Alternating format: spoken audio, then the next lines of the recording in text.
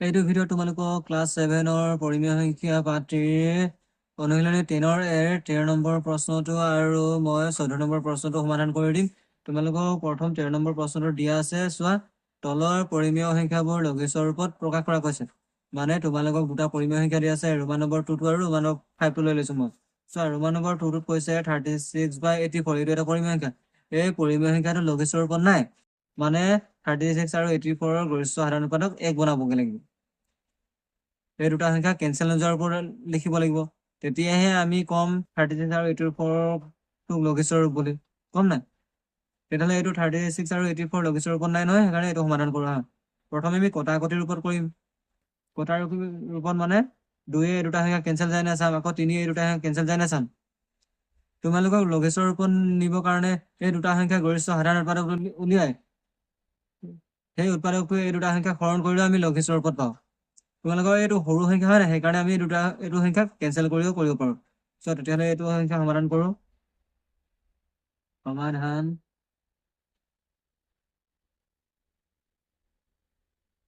প্ৰশ্নটো দিয়া আছে 36/84। আমি এইটোক লঘিষ্ঠ ৰূপত নিব লাগে। লঘিষ্ঠ ৰূপত নিব লাগে মানে এই দুটা সংখ্যা কেঞ্চেল কৰিব নোৱাৰাৰ ৰূপত নিবগে লাগিব। চোৱা, প্ৰথমে আমি কটাকটিৰ ৰূপত কৰি চাওঁ, মানে কেঞ্চেল কৰি কেনে আমি দুটা সংখ্যাৰ লঘিষ্ঠ ৰূপ উলিয়াও। আহা, প্ৰথমে আকৌ লিখিলো 36/84। এতিয়া আমি চাম যে এই দুটা সংখ্যা কেঞ্চেল যোৱা এটা সংখ্যা কোনটো, মানে 2 এই দুটা সংখ্যা কেঞ্চেল যায় না চাম। চোৱা, 2 এই দুটা সংখ্যা কেঞ্চেল যায়। 2ৰ লগত যদি আমি 18 পূৰণ কৰো 34 পাওঁ, আকৌ 2ৰ লগত যদি আমি 42 পূৰণ কৰো তেতিয়া পাওঁ 84 পাওঁ নাই? পাওঁ। আকৌ 2 18টোক আৰু 42টো কেঞ্চেল যায় নাই চোৱা। 2 তেতিয়াহ'লে 18টোকো কেঞ্চেল যায়, 2 9 গুণ 18। আকৌ 2 42টোকো কেঞ্চেল যায়, 2 21 42, হয় নাই? হয়। আকৌ মই এডোখৰ লিখিলো, এতিয়া কিমান পালো? 9 আৰু 21 পালো, মানে 9/12, 21 পালো। 9/21 লিখো। এইটো লঘিষ্ঠ ৰূপত আছে যে নাই নহয়, আকৌ কটাকটি কৰিব পাৰি। এতিয়া 2 এই দুটা সংখ্যা কেঞ্চেল যায় চোৱা। 2 9টোকো কেঞ্চেল যায়, 2 9 গুণ 2 4 গুণ 8 হৈ যায়, 2 5 গুণ 10 হৈ যায়। আকৌ 2 21টোকো কেঞ্চেল নাযায়, 2 10 গুণ 20 হয়, 2 11 22 হৈ যায়। যায় জানো? 2 নাযায় নহয়, তেতিয়াহ'লে আকৌ 3 চাম। এতিয়া 3 এই দুটা সংখ্যা কেঞ্চেল যায় নাই? 3 9টো কেঞ্চেল যায়, 3 3 গুণ 9, আকৌ 3 7 গুণ 21, 3 এই দুটা সংখ্যা কেঞ্চেল যায়। তেতিয়াহ'লে কিমান পালো? 3/7 পালো। আকৌ 3/7 কোনো এটা সংখ্যা কেঞ্চেল যায় নেকি 1ৰ বাহিৰে? নেযায় নহয়। এইটোৱে হৈছে তেতিয়াহ'লে লঘিষ্ঠ ৰূপ, মানে 36/84 লঘিষ্ঠ ৰূপটো হৈছে এইটোৱে। আমি তেতিয়াহ'লে 36/84টো লঘিষ্ঠ ৰূপত প্ৰকাশ কৰিলো। এনেকৈ আমি কটাকটিৰ ৰূপত লঘিষ্ঠ ৰূপত প্ৰকাশ কৰিব পাৰো। নহ'লে কটাকটি নকৰাকে যদি 36 আৰু 84 গৰিষ্ঠ সাধাৰণ উৎপাদকটো উলিয়াই সেই উৎপাদকটোৱে যদি এই দুটা সংখ্যা হৰণ কৰি দিওঁ নহয়, তেতিয়াহ'লেও আমি 3/7 পাম, মানে 3/7 এইটো লঘিষ্ঠ ৰূপটো পাম। নেক্সট আমি তেতিয়াহ'লে ৰোমান নম্বৰ 5টো সমাধান কৰিবলৈ চেষ্টা কৰো। আহা, তোমালোকক ৰোমান নম্বৰ 5 প্ৰশ্নটো দিছে, প্ৰশ্নটো লিখি লৈছো। 5টো -323/-437 দিয়া আছে। আমি এইটো এতিয়া সমাধান কৰো। এই প্ৰশ্নটো সমাধান কৰিবৰ কাৰণে, মানে -323/-437 সমাধান কৰিবৰ কাৰণে চোৱা, এইটো 2 এই দুটা সংখ্যা কেঞ্চেল যায় নে চাবৰ কাৰণে বহুত টাইম লাগিব। আকৌ 3 এই দুটা সংখ্যা কেঞ্চেল যায় নে চাবৰ কাৰণে বহুত টাইম লাগিব। 4 এই দুটা সংখ্যা কেঞ্চেল যায় নে চাবৰ কাৰণে বহুত টাইম লাগিব নাই? লাগিব। সেইকাৰণে আমি প্ৰথমে -323 আৰু -437ৰ গৰিষ্ঠ সাধাৰণ উৎপাদকটো উলিয়াই ল'ম। মানে গৰিষ্ঠ সাধাৰণ উৎপাদক এই দুটা সংখ্যা কেনেকৈ উলিয়াম? হৰণ পদ্ধতিত। মানে 323-এ 437 হৰণ কৰিম, কাৰণ সদায় সৰুটোৱে ডাঙৰটো হৰণ কৰিম। হৰণ কৰাৰ পাছত লাষ্টৰ ভাজক যোনটো হ'ব সেইটোৱে হ'ব এই দুটা সংখ্যাৰ গৰিষ্ঠ সাধাৰণ উৎপাদক। মানে আমি ভাগে শূন্য নোহোৱালৈকে হৰণ কৰি গৈ থাকিব লাগিব, কিন্তু আমি দশমিক ৰূপত হৰণ কৰিব নালাগিব। তেতিয়াহ'লে আমি দুটা সংখ্যাৰ গৰিষ্ঠ সাধাৰণ উৎপাদক উলিয়ালো, মানে -323 আৰু -437ৰ গৰিষ্ঠ সাধাৰণ উৎপাদকটো উলিয়াই লওঁ। আহা, আমি সমাধান লিখিলো। প্ৰথমে সমাধান লিখাৰ পাছত মই প্ৰশ্নটো লিখি লৈছো, -323/-437 লিখিলো। এতিয়া এই দুটা সংখ্যাৰ গৰিষ্ঠ সাধাৰণ উৎপাদক উলিয়াও, মানে -323 আৰু -437। সদায় সৰুটোৱে ডাঙৰটোক হৰণ কৰিবা গৰিষ্ঠ সাধাৰণ উৎপাদক উলিয়াবৰ কাৰণে সদায়। তেতিয়াহ'লে আমি 323-এ 437ক হৰণ কৰো। মাইনাছ চিনকেইটা হৰণ পদ্ধতিত হৰণ কৰিব, মাইনাছ চিনকেইটা হৰণ কৰিব হ'লে লিখিব নালাগে। হা, এতিয়া চাও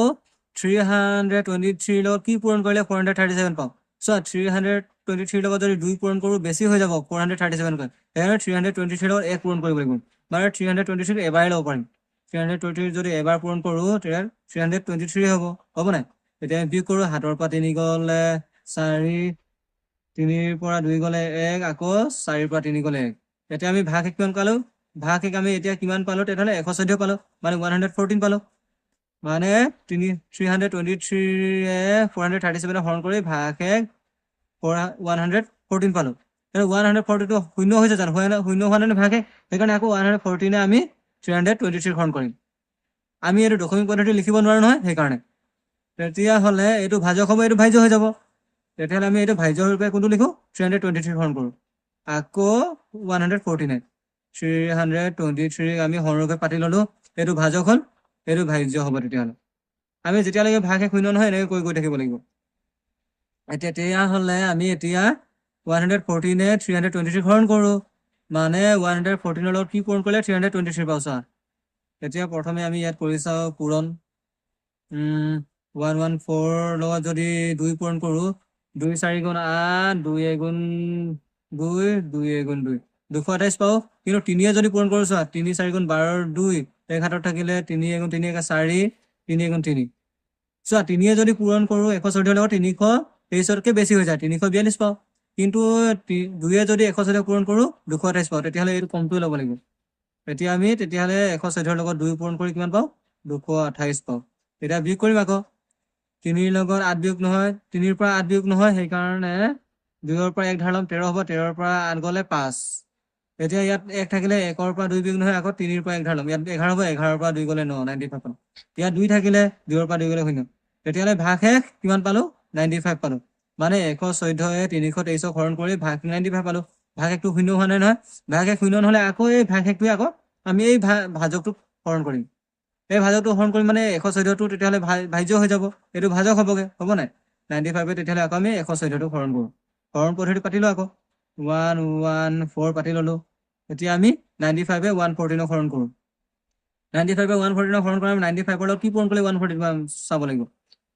চোৱা 95ৰ লগত যদি 2 পূৰণ কৰোঁ 114তকৈ বেছি হৈ যাব হ'ব নাই সেইকাৰণে 95ৰ লগত 1 পূৰণ কৰিব লাগিব তেতিয়া 95 এবাৰে ল'ব লাগিব 95 1 যা 95 এতিয়া বিয়োগ কৰোঁ আকৌ 5ৰ পৰা 4 বিয়োগ 4ৰ পৰা 5 বিয়োগ নহয় সেইকাৰণে ইয়াৰ পৰা 11 ল'ম মানে 11ৰ পৰা 11 ল'লে ইয়াত 14 হ'ব 14ৰ পৰা 5 গ'লে 9 আকৌ ইয়াত চোৱা 10 থাকিলে 10ৰ পৰা 9 গ'লে 1 এতিয়া ভাগ শেষ 19 পালোঁ মানে 95 যদি 114ক হৰণ কৰোঁ ভাগ শেষ কিমান পালোঁ ৰিমাইণ্ডাৰ 19 পালোঁ আকৌ 19 পালোঁ ভাগ শেষ শূন্য হৈছে হোৱা নাই নহয় তেতিয়াহ'লে আকৌ 19 আমি ইয়াক হৰণ কৰিম 95ক 95ক হৰণ কৰোঁ তেতিয়াহ'লে মানে হৰণ পদ্ধতি পাতি লৈছোঁ 95টো ইয়াত পাতি ল'ব লাগিব তেতিয়া আমি হৰণ কৰোঁ 95ক চোৱা 19ৰ লগত কি পূৰণ কৰিলে এতিয়া 95 পাম চাব লাগিব চোৱা 19ৰ লগত কি পূৰণ কৰিলে 95 পাব লাগে চাব লাগে তেতিয়াহ'লে 95ৰ ভাগ শেষ কোনটো 95ৰ একক স্থান নম্বৰটো 5 হয় তেতিয়াহ'লে আমি 19ৰ লগত কিবা এটা পূৰণ কৰিলে একক স্থানৰ সংখ্যাটো 5 বনাব লাগিব চোৱা 19ৰ লগত যদি 5 পূৰণ কৰি 9 5 গুণ 45 45 হ'লে 5 হ'ব নাই একক স্থান হ'ব আকৌ 1 5 গুণ 5 5ৰ লগত 4 যোগ কৰিলে 9 তেতিয়াহ'লে আমি কিমান পালোঁ 19ৰ লগত 5 পূৰণ কৰিলে 95 পাওঁ তেতিয়াহ'লে 19ৰ লগত 5 পূৰণ কৰি দিওঁ 95 পালোঁ মানে 95ক হৰণ কৰিলোঁ হৰণ কৰা মানে 19ৰ লগত কি পূৰণ কৰিলে 95 পাম চাব লাগিব 19ৰ লগত 5 পূৰণ কৰিছোঁ এতিয়া বিয়োগ কৰোঁ 5ৰ পৰা 5 গ'লে 0 9ৰ পৰা 9 গ'লে 0 তেতিয়াহ'লে চোৱা ভাগ শেষ 0 পালোঁ নহয় ভাগ শেষ 0 পোৱাৰ লগে লগে চাব লাষ্ট ভাজক কোনটো লাষ্ট ভাজক হৈছে এইটো 19টোৱে হৈছে লাষ্ট ভাজক 19টোৱে হৈছে লাষ্ট ভাজক কাৰণ চোৱা এইটো প্ৰথম ভাজক এইটো দ্বিতীয় ভাজক এইটো তৃতীয় ভাজক এইটো চতুৰ্থ ভাজক হৈছে নাই চতুৰ্থ ভাজক মানে লাষ্ট ভাজক এইটোৱে হৰণ কৰিহে 0 হৈছেগে হয় নাই সেইকাৰণে এইটো লাষ্ট ভাজক এই 19টোৱে হ'ব -323 আৰু -437ৰ গৰিষ্ঠ সাধাৰণ উৎপাদক কোনটো তেতিয়াহ'লে 19টো তেতিয়াহ'লে এই গৰিষ্ঠ সাধাৰণ উৎপাদকটোৱে এই দুটা সংখ্যা হৰণ কৰি দিব লাগিব হৰণ কৰাৰ পাছত যিটো সংখ্যা পাম সেইটোৱে হ'ব লঘিষ্ঠৰ এই দুটা সংখ্যাৰ বুজিলা তেতিয়াহ'লে -323 আৰু -437ৰ গৰিষ্ঠ সাধাৰণ উৎপাদক কোনটো 19টো কাৰণ এইটো হৈছে লাষ্ট ভাজক হৰণ পদ্ধতি কৰাৰ পাছত লাষ্ট ভাজক এইটো হয় নাই হয় আমি এতেকে লিখো তেতিয়াহ'লে এতেকে -323 আৰু -437ৰ গৰিষ্ঠ সাধাৰণ উৎপাদক কিমান 19টো গতিকে আমি কি লিখিব পাৰো গতিকে তেতিয়াহ'লে 19 এই দুটা সংখ্যা হৰণ কৰি দিম কাৰণ এই দুটা সংখ্যাৰ গৰিষ্ঠ সাধাৰণ উৎপাদক হয় নাই মানে -323 আৰু -437 ৰ গৰিষ্ঠ সাধাৰণ উৎপাদক সেইকাৰণে এই দুটা সংখ্যা হৰণ কৰিম 19 গতিকে লিখো আকৌ প্ৰশ্নটো -323 বাই -437 এতিয়া হৰণ কৰিলো -323 19 হৰণ কৰিলো আকৌ -437 আমি 19 হৰণ কৰি দিম কাৰণ এইটো 19টো হৈছে এই দুটা সংখ্যাৰ গৰিষ্ঠ সাধাৰণ উৎপাদক -323 পাবৰ কাৰণে 19ৰ লগত মাইনাছ থকা এটা সংখ্যা পূৰণ কৰিব লাগিব নাই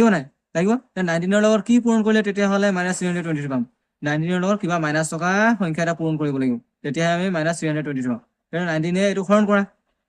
মানে -323 হৰণ কৰো চোৱা প্ৰথমে এইটো সাইডত হৰণ কৰি দিছো 19 -323 হৰণ কৰিব লাগে নহয় হৰণ কৰিব হলে -2 লিখিব নহয় 323 টকা লিখা এতিয়া আমি হৰণ কৰিম 19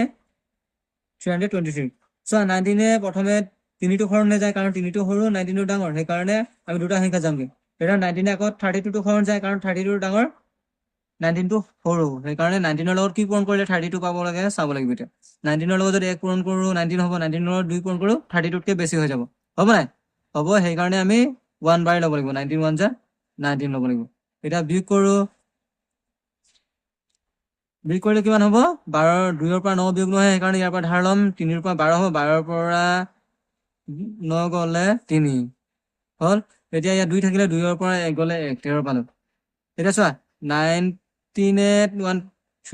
32 হৰণ কৰি আমি ভাগে 13 পালো নাই এতিয়া এইটো হৰণ যায় নেযায় নহয় 19 আকৌ সেই 3টো নমাই আনিব লাগিব 3টো নমাই আনিলো নমাই অনাৰ পাছত ইয়াত 19 133 হৰণ কৰিব লাগিব 19 133 হৰণ কৰা মানে 19ৰ লগত কি পূৰণ কৰিলে 133 পাব লাগিব চোৱা 133 একক স্থানতো আছে 3 তেতিয়াহ'লে আমি 19ৰ লগত কিবা এটা সংখ্যা পৰিলে সেই একক স্থানতো 3 হ'ব লাগিব চোৱা 19 যদি 19ক যদি 6 পূৰণ কৰো 6 9 গুণ 54 হ'ব একক স্থানত 4 হ'ব তেতিয়াহ'লে কিন্তু 7 পূৰণ কৰিছো 7 9 গুণ 83 হ'লে 3 হ'ব তেতিয়াহ'লে 7 এই 133 হৰণ যাব পাৰে চোৱা তেতিয়াহ'লে 19ৰ লগত আমি 7 পূৰণ কৰি চাওঁ 7 9 গুণ 83 3 6 গ'লে থাকিলে 7 থাকিলে 7 গুণ 7 ৰ লগত 6 যোগ কৰিলে 13 এতিয়া চোৱা 7ৰ লগত 19 পূৰণ কৰি আমি 133 পালো তেতিয়াহ'লে 19ৰ লগত 7 পূৰণ কৰিলে 133 পালো নাই পালো বিয়োগ কৰিলে 0 হ'ব 3 পৰা 3 গ'লে 0 3 পৰা 3 গ'লে 0 1 পৰা 1 গ'লে 0 এতিয়া ভাগে 0 পালো মানে 19ৰ লগত 17 পূৰণ কৰিলে 323 পাওঁ আকৌ 323 বিয়োগত আছে নাই সেইকাৰণে 19ৰ লগত আমি -17 পূৰণ কৰিব লাগিব হয় 19ৰ যদি আমি -17 পূৰণ কৰো তেতিয়াহ'লে -323 পাওঁ তেতিয়া আমি ভাগফল কিমান পালো 17 পালো -17 হ'ব হ'ল এতিয়া আকৌ 19 আমি -437 হৰণ কৰো মানে -19ৰ লগত কি সংখ্যা পূৰণ কৰিলে -437 পাব লাগিব 19ৰ লগত মাইনাছ থকা এটা সংখ্যা পূৰণ কৰিলে -437 পাম তেতিয়াহ'লে আকৌ হৰণ কৰো 19 -437 ইয়াত কৰি দিছো 19 437 হৰণ কৰো এতিয়া চোৱা 19 43 হৰণ কৰো 19ৰ লগত কি পূৰণ কৰিলে 43 পাওঁ 19ৰ লগত যদি 3 পূৰণ কৰো 3 9 গুণ 27 7 3 গুণ 3 1 4 বেছি হৈ যায় 3 গুণ 3 1 4 5 হৈ যায় 57 হৈ যায় সেইকাৰণে 19 2 ল'ব লাগিব 19ৰ লগত 2 পূৰণ কৰিলে 2 9 গুণ 18 8 1 বুলি আছে 2 গুণ 2 1 3 38 19ৰ লগত আমি 2 পূৰণ কৰিব লাগিব কাৰণ 43তকৈ বেছি ল'ব নোৱাৰো নহয় 38 পালো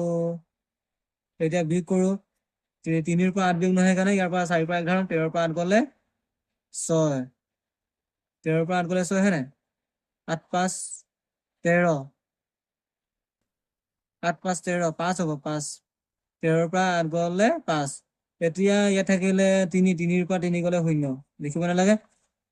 তেতিয়াহ'লে এই 7টো নমাই আনিব লাগিব কাৰণ আকৌ 19 5টো হৰণ নাযায় 7টো নমাই আনিব লাগিব এতিয়া চোৱা 19ৰ লগত 19 57 হৰণ কৰিব লাগে মানে 19ৰ লগত কি পূৰণ কৰিলে এতিয়া 57 পাম 19ৰ লগত আমি তেতিয়াহ'লে 3 পূৰণ কৰিলে 57 পাইছিলোঁ নাই পাইছিলোঁ 19ৰ লগত 3 পূৰণ কৰিলে 57 পাওঁ এতিয়া ভাগে শূন্য হ'ল নাই এতিয়া 19ৰ লগত 23 পূৰণ কৰিলে আমি 437 পাওঁ চা 19ৰ লগত তেতিয়াহ'লে 23 পূৰণ কৰিলে 437 পাওঁ 437 পাওঁ তেতিয়াহ'লে চোৱা এইটো আকৌ মাইনাছ 437 আছে নহয় 19ৰ লগত তেতিয়াহ'লে মাইনাছ 23 পূৰণ কৰিলেহে আমি মাইনাছ 437 পাম তেতিয়াহ'লে আমি কি লিখো 19 মাইনাছ 437 হৰণ কৰি কিমান পালো 23 পালো মানে মাইনাছ 23 পালো নাই পালো চোৱা এতিয়া মাইনাছ 17টোক আৰু মাইনাছ 23টোক কোনো এটা সংখ্যা হৰণ যায় জানো কটাকটি কৰিব পাৰি জানো নোৱাৰি নহয় একৰ বাহিৰে এই দুটা সংখ্যা কেঞ্চেল কৰিব নোৱাৰি নহয় সেইকাৰণে হৈছে মাইনাছ 323 আৰু মাইনাছ 437ৰ এইটো লঘিষ্ঠ ৰূপ আমি এতিয়া নেক্সট প্ৰশ্নটো সমাধান কৰো আহা এতিয়া আমি 14 নম্বৰ প্ৰশ্নটো সমাধান কৰিবলৈ চেষ্টা কৰো আহা তোমালোকৰ 14 নম্বৰ প্ৰশ্নটোত কৈছে যে তলৰ পৰিমেয় সংখ্যাবোৰ আদৰ্শ ঠাঁচত আছে নাই পৰীক্ষা কৰা যদি নাই তেন্তে আদৰ্শ ঠাঁচলৈ ৰূপান্তৰ কৰা গৈছে মানে তোমালোকক পৰিমেয় সংখ্যা দিছে চোৱা ৰোমান নম্বৰ 1 পৰিমেয় সংখ্যাটো দিছে 12/56 এই পৰিমেয় সংখ্যাটো আদৰ্শ ঠাঁচত আছে নাই চাব দিছে যদি নাথাকে আমি এই পৰিমেয় সংখ্যাটো আদৰ্শ ঠাঁচলৈ ৰূপান্তৰ কৰিব লাগিব চোৱা কোনো এটা পৰিমেয় সংখ্যা আদৰ্শ ঠাঁচত থাকিব হলে দুটা চৰ্ত মানি চলিব লাগিব প্ৰথম চৰ্তটো হৈছে সিহঁতৰ হৰটো সদায় পৰিমেয় সংখ্যাটোৰ হৰটো সদায় ধনাত্মকত থাকিব লাগিব আৰু সেই পৰিমেয় সংখ্যাটো লঘিষ্ঠৰ ওপৰত থাকিব লাগিব তেতিয়াহে সেই পৰিমেয় সংখ্যাটো আদৰ্শ ঠাঁচত আছে বুলি আমি ক'ব পাৰিম তেতিয়াহ'লে চোৱা 12/56 এই পৰিমেয় সংখ্যাটোৰ আদৰ্শ ঠাঁচত আছে নে চাবৰ কাৰণে চোৱা 12/56টো হৰটো ধনাত্মকত আছে মানে 56টো ধনাত্মকত আছে মাইনাছ নাই কিন্তু 12/56টো লঘিষ্ঠৰ ৰূপত নাই মানে 12/56ৰ গৰিষ্ঠ সাধাৰণ উৎপাদক 1টো নাই 1তকৈ ডাঙৰ আছে সেইকাৰণে এইটো লঘিষ্ঠৰ ৰূপত নাই এইটো কটাকটি কৰিব পাৰি তেতিয়াহ'লে আমি 12/56ৰ লঘিষ্ঠ ৰূপটো উলিয়াব লাগিব অকল কাৰণ 12/56ৰ হৰটো ধনাত্মকত হৈ আছে সেইকাৰণে আমি 12/56টোক অকল লঘিষ্ঠ ৰূপত প্ৰকাশ কৰিব লাগিব চোৱা লঘিষ্ঠ ৰূপত প্ৰকাশ কৰিবৰ কাৰণে আমি কি কৰিম প্ৰথমে এই দুটা সংখ্যা গৰিষ্ঠ সাধাৰণ উৎপাদক উলিয়াই কেনে সেই গৰিষ্ঠ সাধাৰণ উৎপাদকটোৱে হৰণ কৰি দিম হৰণ কৰিলে যিটো হ'ব সেইটোৱে হ'ব 12/56ৰ লঘিষ্ঠ ৰূপ মানে এই পৰিমেয় সংখ্যাটোৰ আদৰ্শ ঠাঁচ আমি তেতিয়াহ'লে সমাধান কৰিবলৈ চেষ্টা কৰা সমাধান কৰো তেতিয়াহ'লে সমাধান লিখিলো এতিয়া প্ৰশ্নটো লিখিলো 12/56 চোৱা 12/56ৰ 56টোৰ হৰটো ধনাত্মকত আছে তেতিয়াহ'লে এটা চৰ্তৰ পূৰ হৈ আছে কিন্তু 12/56টো লঘিষ্ঠ ৰূপত নাই নহয় সেইকাৰণে আমি লঘিষ্ঠ ৰূপত নিব লাগিব কাৰণ কোনো এটা সংখ্যা আদৰ্শ ঠাঁচত থাকিব হলে মানে সেই সংখ্যাটোৰ হৰটো সদায় ধনাত্মক হ'ব লাগিব আৰু এই দুটা লঘিষ্ঠ ৰূপত থাকিব লাগিব সেই সংখ্যাটো তেতিয়াহ'লে এই সংখ্যাটোৰ হৰটো ধনাত্মকত আছে কিন্তু লঘিষ্ঠ ৰূপত নাই এইটো লঘিষ্ঠ ৰূপত নিম চোৱা লঘিষ্ঠ ৰূপত নিবৰ কাৰণে এই দুটা সংখ্যা গৰিষ্ঠ সাধাৰণ উৎপাদক উলিয়াই ল'ব গৰিষ্ঠ সাধাৰণ উৎপাদক উলিয়াই লওঁ মানে 12টোৱে 56ক হৰণ কৰি লওঁ সদায় হৰটোৱে ডাঙৰটো হৰণ কৰিম হৰণ কৰোঁতে আমি লঘিষ্ঠ ৰূপত নিম 12টোৱে তেতিয়াহ'লে 56ক হৰণ কৰোঁ 12 লগত কি পূৰণ কৰিলে 56 পাম চাব লাগিব 12 × 12 2 × 24 3 × 40 4 × 40 5 × 60 হৈ যায় বেছি হৈ যায় 12 তেতিয়াহ'লে কিমান ল'ব লাগিব 4 × 12 = 48 ল'ব লাগিব 5 × 60 হৈ যায় 4 × 12 = 48 হ'ব 4 × 12 পূৰণ কৰিব লাগিব 4 × 12 = 48 এতিয়া বিয়োগ কৰোঁ বিয়োগ কৰিলে 6ৰ পৰা 8 বিয়োগ নহয় কাৰণে ইয়াৰ পৰা ধাৰ ল'ব লাগিব 5ৰ পৰা ইয়াত ধাৰ ল'লে কিমান হ'ব 16 16ৰ পৰা 8 গ'লে 8 হ'ল নাই 8 এতিয়া ইয়াত থাকিলে 5 4 থাকিলে 4ৰ পৰা 4 গ'লে 0 এতিয়া ভাগে 8 পালোঁ ভাগে 0 নোহোৱালৈকে হৰণ কৰি থাকিব লাগিব আমিতো গৰিষ্ঠ সাধাৰণ উৎপাদক উলিয়াই শিকিলোঁ নহয় এতিয়া 12 আকৌ 8 আকৌ 12টো হৰণ কৰিম মানে 12টো ইয়াত পাতি ল'ব লাগিব এতিয়া হৰণ কৰোঁ 8ৰ লগত কি পূৰণ কৰিলে 12 পাওঁ চোৱা 8 × 8 8 2 হ'লেও হৈ যায় সেইকাৰণে 8 × 8 ল'ব লাগিব এতিয়া বিয়োগ কৰোঁ 12ৰ পৰা 8 গ'লে 4 হ'ল আকৌ ভাগে 0 হোৱা নাই নহয় আকৌ 4টো আমি 8ক হৰণ কৰিম 4টো 8ক হৰণ কৰি গ'লে 8টো আমি ইয়াত পাতি ল'ব লাগিব পাতিলোঁ এতিয়া 4 8ক হৰণ কৰা মানে 4 লগত কি পূৰণ কৰিলে 8 হ'ব 4 2 গুণ 8 বিয়োগ কৰিলে 0 হ'ল নাই হ'ল মানে ভাজক পালোঁ কোনটো লাষ্ট ভাজক 4টো এই লাষ্ট ভাজকটোৱে হৈছে তেতিয়াহ'লে 12 আৰু 56ৰ গৰিষ্ঠ সাধাৰণ উৎপাদক কোনটো তেতিয়াহ'লে 4টো হয় নাই হয় মানে 12 আৰু 56ৰ এতিয়া আমি এনেকৈ লিখিম চোৱা 12/56 সংখ্যাটোৰ সংখ্যাটোৰ 12 আৰু 56ৰ গৰিষ্ঠ সাধাৰণ উৎপাদক 4 হয় না 4 গতিকে আদৰ্শ ঠাচত নাই এতেকে আমি এটাকে কি কৰিম চা এতেকে এই সংখ্যাটো আদৰ্শ ঠাচত নিবৰ কাৰণে কি কৰিম 12 আৰু 56ক 12 বাই 56 সংখ্যাটোৰ গৰিষ্ঠ সাধাৰণ উৎপাদকটোৱে হৰণ কৰি দিম মানে 4টোৱে এই দুটা সংখ্যা হৰণ কৰিম এতেকে 12 বাই 56 সমান কি কৰিম হৰণ কৰি দিম 12 বাই 56 এই 12 বাই 56 কি হৰণ কৰিম তেতিয়াহ'লে 12 বাই 56ৰ গৰিষ্ঠ সাধাৰণ উৎপাদকটোৱে মানে 12 আৰু 56ৰ গৰিষ্ঠ সাধাৰণ উৎপাদকটোৱে 12 আৰু 56ৰ গৰিষ্ঠ সাধাৰণ উৎপাদক কোনটো 4টো 4টো হৰণ কৰি দিওঁ 4 12 লগতে 4 হৰণ কৰিম 56ৰ লগত 4 হৰণ কৰিম হৰণ কৰিলে এতিয়া আমি সমাধান কৰোঁ এতিয়া 4 12 হৰণ কৰিব লাগে মানে 4 লগত কি পূৰণ কৰিম 4 লগত কি পূৰণ কৰিলে 12 4 3 গুণ 12 ডিভাইড লিখিলো আকৌ 4 56ক হৰণ কৰিব 4 লগত কি পূৰণ কৰিলে 56 চাও 4 লগত কি পূৰণ কৰিলে 56 হৰণ কৰোঁ 4 56ক 4 হৰণ কৰোঁ 4 56 4 গুণ 4 এতিয়া 5ৰ পৰা 4 গ'লে কিমান 1 6টো নামি আহিলে 4 লগত কি পূৰণ কৰিলে 4 4 গুণ 16 হ'ল বিয়োগ কৰিলে 0 হ'ল মানে 4 লগত যদি 14 পূৰণ কৰোঁ 56 পূৰণ 4 14 কিমান 56 তেতিয়া ইয়াৰ কিমান হ'ব 14 হ'ব হ'ল নাই হ'ল তেতিয়াহ'লে চোৱা 12 বাই 56টো আমি লঘিষ্ঠৰ ৰূপত প্ৰকাশ কৰিলোঁ মানে 3 বাই 14 হ'ল এই দুটা সংখ্যা আৰু কেনচেল কৰিব নোৱাৰি নহয় আমি এটাকে লিখিম যে এটাকে কি লিখিম এটাকে নিৰ্ণয় পৰিমেয় সংখ্যাটো লিখিম এটাকে নিৰ্ণয় আদৰ্শ ঠাচটো হ'ব 3 বাই 14 এটাকে নিৰ্ণয় আদৰ্শ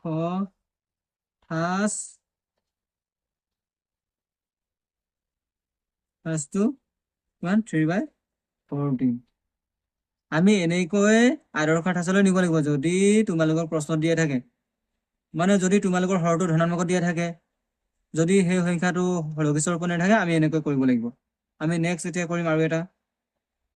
এতিয়া আমি ৰোমান নম্বৰটো পৰিমেয় সংখ্যাটো আদৰ্শ ঠাচলৈ ৰূপান্তৰ কৰোঁ আহা চোৱা প্ৰশ্নটো দিয়া আছে -26 বাই -39 এইটো পৰিমেয় সংখ্যা এই পৰিমেয় সংখ্যাটো আদৰ্শ ঠাচত আছে জানো নাই নহয় কাৰণ চোৱা কোনো এটা পৰিমেয় সংখ্যা আদৰ্শ ঠাচত থাকিব হ'লে সেই পৰিমেয় সংখ্যাটোৰ হৰটো ধনাত্মকত থাকিব লাগিব আৰু সেই পৰিমেয় সংখ্যাটো লঘিষ্ঠৰ ৰূপত থাকিব লাগিব চোৱা এই পৰিমেয় সংখ্যাটোৰ হৰটো ধনাত্মকৰ ৰূপত নাই মানে 39টো ধনাত্মকত আছে জানো নাই নহয় ঋণাত্মকত আছে তেতিয়াহ'লে আমি প্ৰথমে ধনাত্মকৰ ৰূপত নিব লাগিব নাই লাগিব আকৌ চোৱা -26 আৰু -39 এইটো লঘিষ্ঠৰ ৰূপত আছে জানো নাই নহয় তেতিয়াহ'লে লঘিষ্ঠৰ ৰূপতো নিব লাগিব তেতিয়াহ'লে প্ৰথমে আমি এইটো পৰিমেয় সংখ্যা -26 বাই -39 এই পৰিমেয় সংখ্যাটো প্ৰথমে ধনাত্মকৰ ৰূপত হৰটো ধনাত্মক কৰিম তাৰ পাছত এই দুটা সংখ্যা লঘিষ্ঠৰ ৰূপত প্ৰকাশ কৰিম সমাধান কৰোঁ প্ৰশ্নটো সমাধান আমি এইটো লিখো তেতিয়াহ'লে -26 বাই -39 সংখ্যাটোৰ হৰ ঋণাত্মক লিখিম -26 বাই -39 সংখ্যাটোৰ হৰ ঋণাত্মক হৰটো ঋণাত্মক হয় নাই হয় আমি কি লিখিম গতিকে আদৰ্শ ঠাচত নাই আছে জানো আদৰ্শ ঠাচত নাই গতিকে আদৰ্শ ঠাচত নাই এতেকে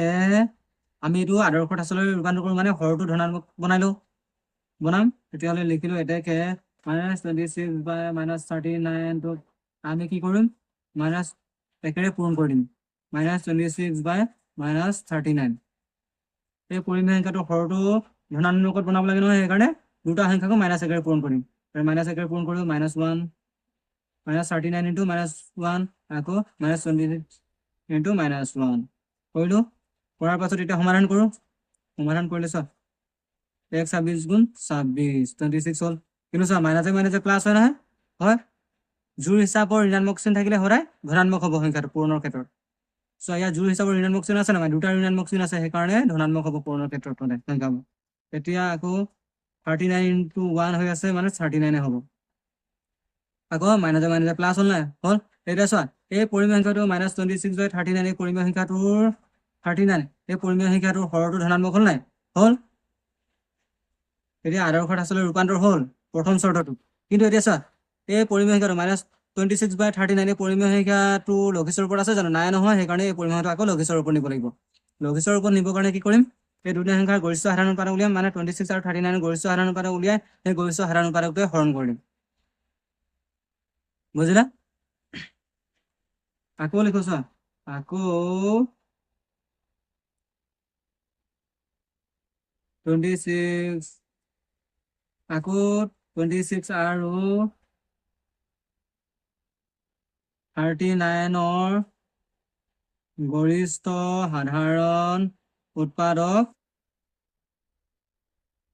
সাধাৰণ উৎপাদক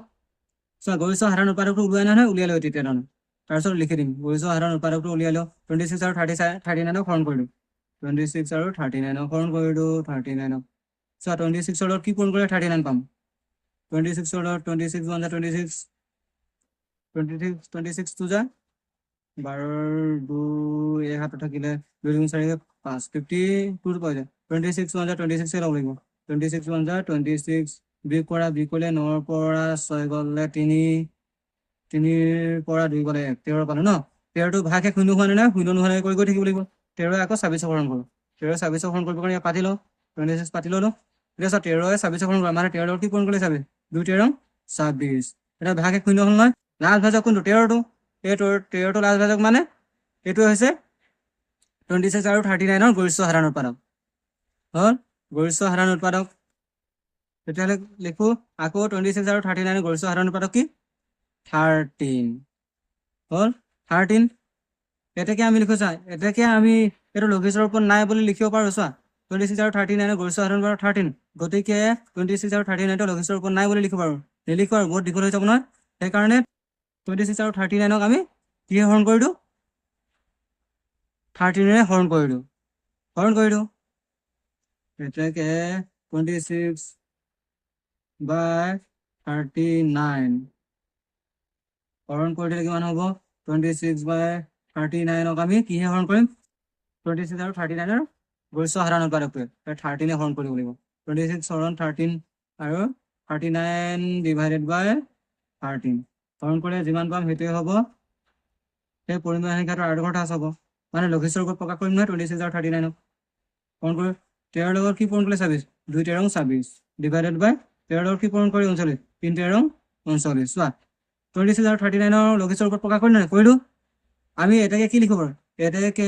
নিৰ্ণয় আদৰ্শ ঠাচ হৈছে 2/3 কাৰণ চোৱা -26 আৰু 39 প্ৰথমৰ হৰটো ধনাত্মক বনালো নাই বনোৱাৰ পাছত 26 আৰু 39 লঘিষ্ঠৰ ওপৰত প্ৰকাশ কৰিলো নাই মানে 2/3 প্ৰকাশ কৰিলো আমি এটাকে কি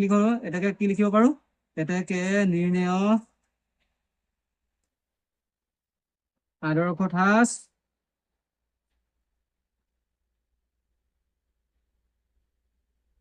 ঠাচটো কি হয় 2/3 কেনেকৈ কৰিলো বুজি পালা এটা আমি নেক্সট প্ৰশ্নটো সমাধান কৰা হয় এতিয়া ৰোমান নম্বৰ 4 প্ৰশ্নটো আদৰ্শ ঠাচলৈ ৰূপান্তৰ কৰোঁ হা চোৱা ৰোমান নম্বৰ 4 প্ৰশ্নটো দিয়া আছে 1/-9 এইটো এটা পৰিমেয় সংখ্যা এই পৰিমেয় সংখ্যাৰ আদৰ্শ ঠাচলৈ ৰূপান্তৰ কৰিবৰ কাৰণে কি কৰিব লাগিব প্ৰথমে এই পৰিমেয় সংখ্যাটোৰ হৰটো ধনাত্মকত বনাব লাগিব আৰু ধনাত্মক হোৱাৰ পাছত এই পৰিমেয় সংখ্যাটো লঘিষ্ঠৰ ওপৰত আছে নাই চাব লাগিব যদি নাথাকে লঘিষ্ঠৰ ওপৰত প্ৰকাশ কৰিব লাগিব চোৱা এই পৰিমেয় সংখ্যাটো 1/9 এই পৰিমেয় সংখ্যাটো লঘিষ্ঠৰ ওপৰত আছে কিন্তু এই পৰিমেয় সংখ্যাটোৰ হৰটো ধনাত্মকত নাই নহয় মানে 1টো ল'ব এইটো হৰ 9টো হৰ হয় নাই হয় এই 9টো মাইনাছত আছে নাই আছে তেতিয়া হৰটো ধনাত্মকত নাই এইটো ধনাত্মকত কৰিব লাগিব ধনাত্মকত কৰিবৰ কাৰণে কি কৰিম এই দুটা সংখ্যা একেৰে পূৰণ কৰিম -1 পূৰণ কৰিম এটা সমাধান কৰিছো সমাধান 1/-9 1/-9 সংখ্যাটোৰ হৰ কি হয় ঋণাত্মক হয় নাই হৰটো ঋণাত্মক গতিকে আদৰ্শ ঠাচত নাই আছে জানো আদৰ্শ ঠাচত কাৰণ যদি হৰটো ঋণাত্মকত থাকে সেইটো আদৰ্শ ঠাচত নাই নহয় নাই আদৰ্শ ঠাচত নাই এটাকে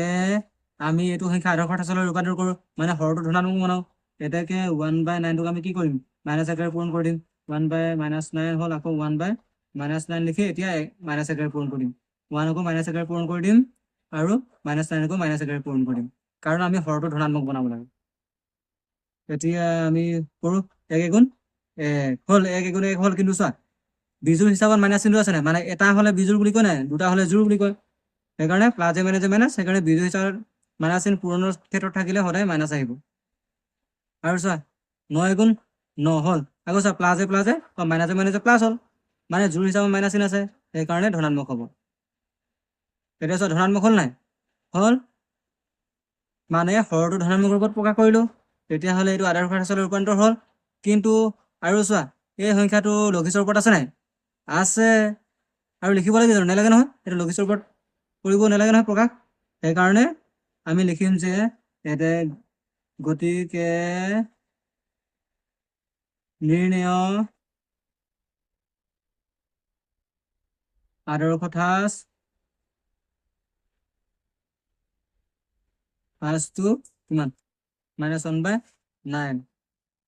চোৱা এই পৰিমেয় সংখ্যাটোৰ -1 আছে ওপৰৰ লবটো -1 আছে কিন্তু হৰটো ধনাত্মকত আছে নাই আমি আদৰ্শ ঠাচত নিবৰ কাৰণে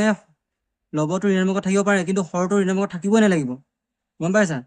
তেতিয়াহ'লে আমি কেনেকৈ কৰিলো বুজি পালা আমি আৰু এটা নেক্সট কৰোঁ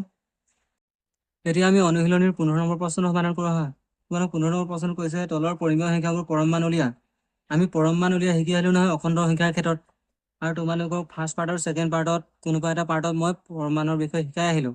তোমালোকে নিজে কৰিব পাৰিলেহেঁতেন তথাপিও কৰি দিছোঁ চোৱা 1 নম্বৰ প্ৰশ্নটো দিছে এইটো পৰিমেয় সংখ্যা এই পৰিমেয় সংখ্যাটো আমি পৰম মান উলিয়াব মানে -103/197 এইটো এটা পৰিমেয় সংখ্যা হয় নাই এই পৰিমেয় সংখ্যাটো আমি পৰম মান উলিয়াব লাগে উলিয়াও তেতিয়াহ'লে প্ৰথমটো সমাধান লিখোঁ সমাধান -103/197 এইটো পৰিমেয় সংখ্যা এই পৰিমেয় সংখ্যাটো আমি পৰম মান উলিয়াও চোৱা এই পৰিমেয় সংখ্যাটো পৰম মান উলিয়াব কি কৰিব লাগিব পৰম মান উলিয়াবৰ কাৰণে সদায় সেই পৰিমেয় সংখ্যাটো থকা প্লাছ বা মাইনাছ চিনটো আঁতৰাই যিটো সংখ্যা পাম সেইটো সংখ্যাই হ'ব সেই সংখ্যাটো পৰম মান তেতিয়াহ'লে এই পৰিমেয় সংখ্যাটো পৰম মান কিমান হ'ব অকল 103/197 হ'ব কাৰণ মাইনাছ চিনটো বা প্লাছ চিনটো আঁতৰাই দিম আমি লিখোঁ তেতিয়াহ'লে -103/-197 পৰম মান কিমান 103/197 এতিয়া 2 নম্বৰটো সমাধান কৰোঁ এইটো 1 নম্বৰটো কৰিছিলোঁ এতিয়া 2 নম্বৰটো কৰোঁ চোৱা 2 নম্বৰ সমাধান কৰোঁ 2 নম্বৰ প্ৰশ্নটো দি আছিলে কিমান দি আছিলে -0.75 এইটো এটা পৰিমেয় সংখ্যা এই পৰিমেয় সংখ্যাটো পৰম মান উলিয়াব লাগে সমাধান কৰোঁ সমাধান লিখিলোঁ এই পৰিমেয় সংখ্যাটো সমাধান কৰিবৰ কাৰণে কি কৰিব লাগিব এই পৰিমেয় সংখ্যাটো থকা ঋণাত্মক চিনটো নিলিখিলে হ'ল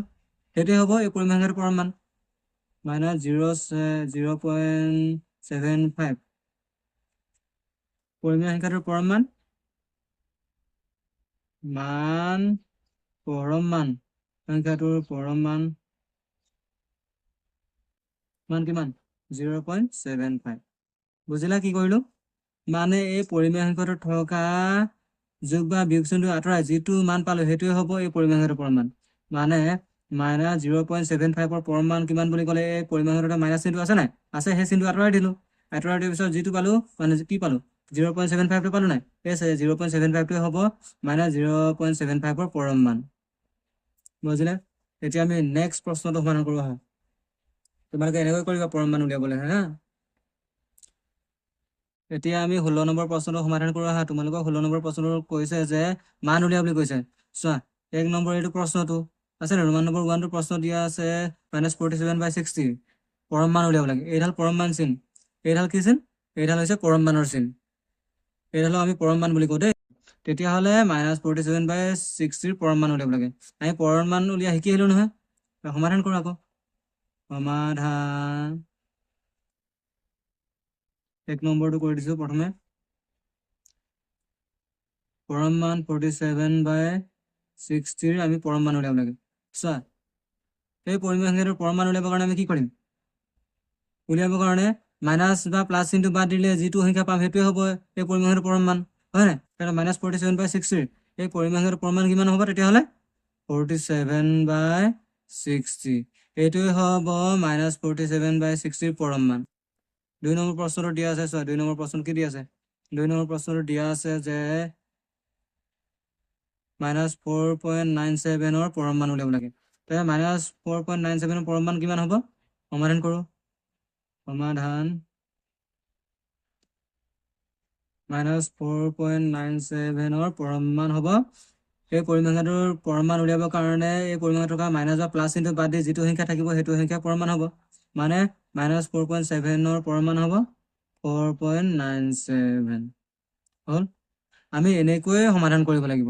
এই চিহ্নডালক আমি পৰম মান বুলি কওঁ তোমালোকে এই চিহ্নডালৰ ভিতৰত যিকোনো সংখ্যা দিয়া থাকিলে সেইটো পৰম মান উলিয়াব পাৰিবা নহয় পাৰিবা তেতিয়াহ'লে মাইনাছ যদি 9 দিয়া থাকে তেতিয়াহ'লে -9 ৰ পৰম মান কিমান হ'ব 9 হ'ব এনেকৈ